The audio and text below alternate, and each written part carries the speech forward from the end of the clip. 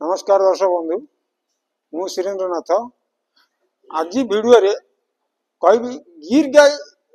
विषय आ गिर गाय रखिले कौन लाभ हम आ केते क्षीर दे परिबो से विषय रे कहबी आसंतु ताल देखिबा गिर गाय रखिले कौन लाभ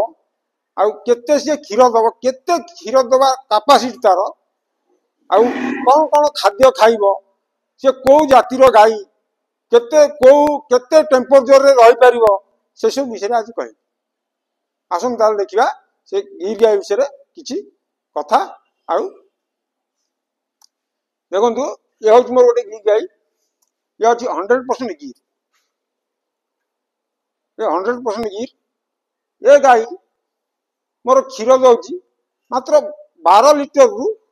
14 लीटर भितरे सिंधी खाद्य यदि एक्सेस हेची ताले 14 लीटर नल कांस्टेंट 12 लीटर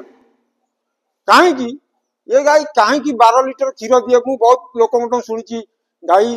गिर गाय 20 लीटर दउची 22 लीटर दउची बहुत यार भी सुनिची देखिची वीडियो माध्यम भी देखिची किंतु मु जेबेठू गाय चाष करिची जेबेठू गिर गाय रखिची गिर गाय बाहरु आनिची सेबेठू मो पाखर जति गिर गाय अछंती से माने जते थर भी छुआ करिसंती जते भलो क्वालिटी अछंती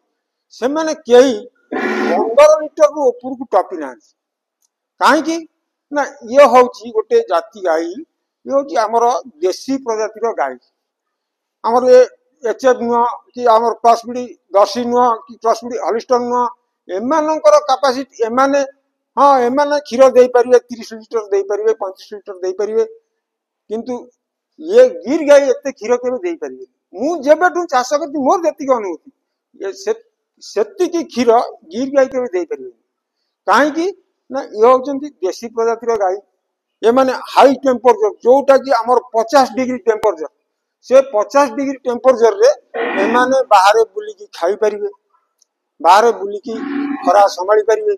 किंतु ए जो एचएफ हो कि दर्शी हो कि हॉलिस्टन हो एमानकर कैपेसिटी नाही एमाने संभाली परिवे किंतु एमाने संभालीबे देखो ए जो जिनिस अछि एटा हजि ताकर सूर्य केति नाडी जो हमर एचएफ हो कि दर्शी हो कि हॉलिस्टन हो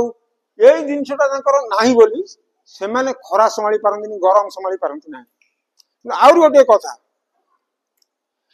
एचएफ हो कि हॉलिस्टन हो कि दर्शी हो ए सब जातिर गाय क्षीर 30 लीटर आपण दुइबे एटा ठीक किंतु ए गाय रो 10 लीटर क्षीर संगे से 30 लीटर क्षीर लागियो काहे की ना ए गाय रो क्षीर रे जेति की एंटीबायोटिक अछि जेति की औषधीय गुण अछि सेटा आयुर्वेदिक प्रमाण मध्य हेछि से क्षीर रे किछि नाही से क्षीर केवल आपण पनीर करि परिवे छेना काटी परिवे आउ मार्केट रे मध्य चा फा भलो मंद पाई ताकू बिकि परिवे कि ओमफेड दे परिवे किंतु ए गाय रो क्षीर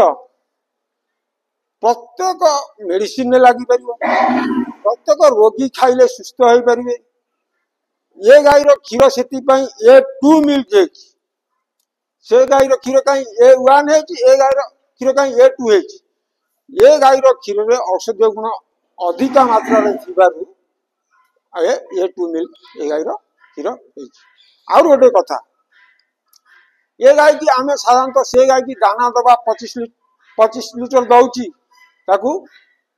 25 चौ 110 लीटर 10 केजी दाना खाया को दबा किंतु आर सेति की आवश्यक नाही आकू आ स्वास्थ्य पई आकू केजी देले चलिबो 2 केजी देले चलिबो आर दाना एते आवश्यक नाही किंतु आर आवश्यक होची घास ये जेते घास खाइबो आ शरीर को सेते प्रोटीन जोगेबो घास आ से 12 10 13 क्षीर दे परिबो किंतु आमे कहबा आकू जदी मु 10 केजी दाना देबी ये 25 लीटर दबो एटा असंभव मु जेबेठू आज की 30 वर्ष गाय चाष भितरे जति की एक्सपीरियंस पामे छी मु केबे दाना दे की गाय ए गाय रो क्षीर बढ़ेगा मो जीवन भितरे देखिनी कि हेइनी किंतु से गाय सेमानु को 5 किलो दउची 6 किलो देला को से आउ 1 लीटर बढ़ी रहन किंतु आकू 2 किलो दउची आउ किलो देई आउ अध माने 100 ग्राम बढ़िया भी कष्टकर आंकर से कैपेसिटी नाही बहुत चासी माने कहउचंदी जे आमे गिर गाई रखिबु कि गिर गाई रखा भल कहीं आपण मार्केट रे जदि से क्षीर बिक्री कर कैपेसिटी आपण पाखे अच्छी आपण बिकी पारिबे ताले गिर गाई रखंतु आउ दि पैसा लाभ मध्य करंतु कारण ए गाई क्षीर आपण मार्केट रे जदि बिकी पारिबे आपण 80 टंका रु 100 टंका बिकी पारिबे ताले आपण ए गाई रखिले बहुत लाभ पाइबे किंतु आपण मार्केट रे जदि ए क्षीर से भली हिसाब रे बिक्री करबा संभव नुह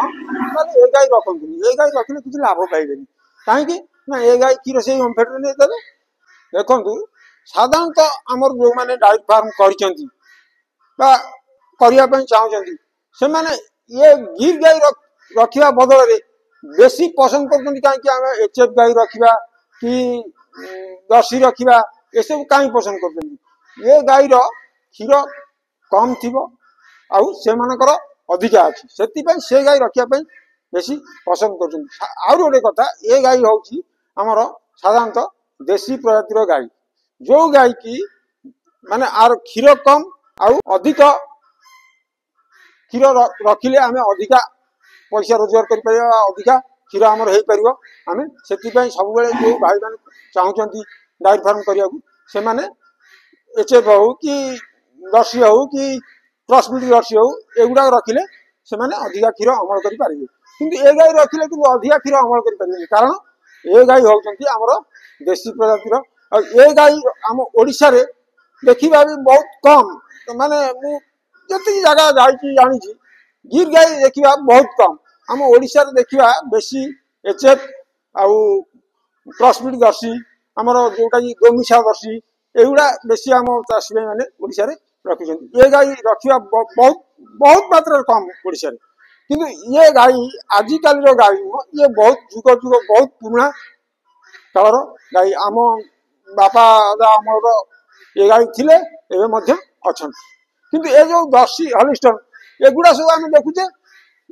20 वर्ष हबो कि 30 वर्ष हबो कि 40 वर्ष हबो आ भितरे वैज्ञानिक माने से गाई की सृष्टि करथि किंतु ए गाई की के सृष्टि करना